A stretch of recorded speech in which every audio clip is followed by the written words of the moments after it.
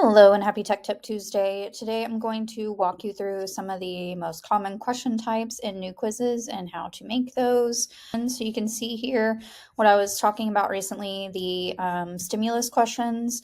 It's where you can have a photo or an article over here on the side, and then all of the questions are right here next to it. We'll start a quiz in an item bank. If you already have a quiz made and it's not in an item bank and you want to put it in there, I will do that on a future tech tip. And go over here to item banks. If you don't have item banks as a topic, go down to settings so you can change your navigation. And then here we're going to create a bank. We're going to share it with our course so we can easily find it. And then we can find it here by clicking on this course. There's the one I just created. The first question type I'll talk about is this stimulus question. The title here will be the title of the article. Content is going to be the full article or the photo pasted here. So for this example, I'm just going to upload an image to be the stimulus. But you could also paste in an article right here. You can choose the questions to go to the right of the stimulus question or below. I'll just hit done.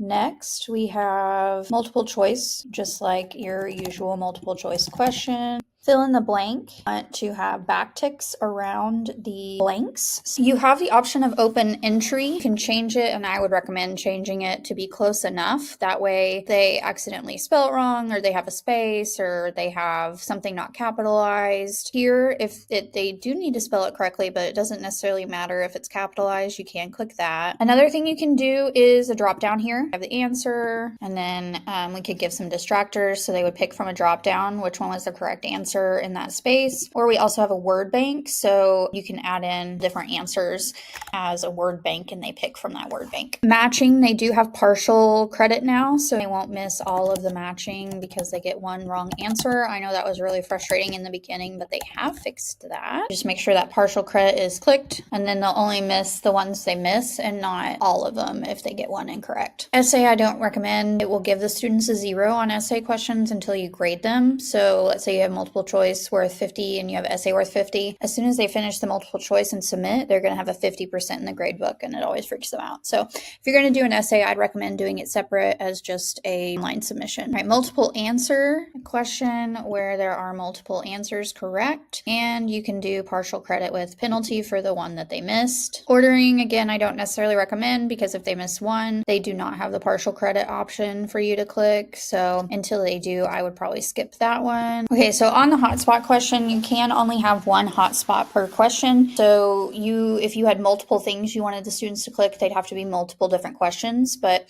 basically what happens is you give them instructions. So I said click on the puppy, and then you draw a hotspot where you want them to click. So if they click anywhere within my boxes, it's going to be correct. So I've seen this on like map quizzes, language quizzes, things like that. So next week we'll go and add these questions to a quiz.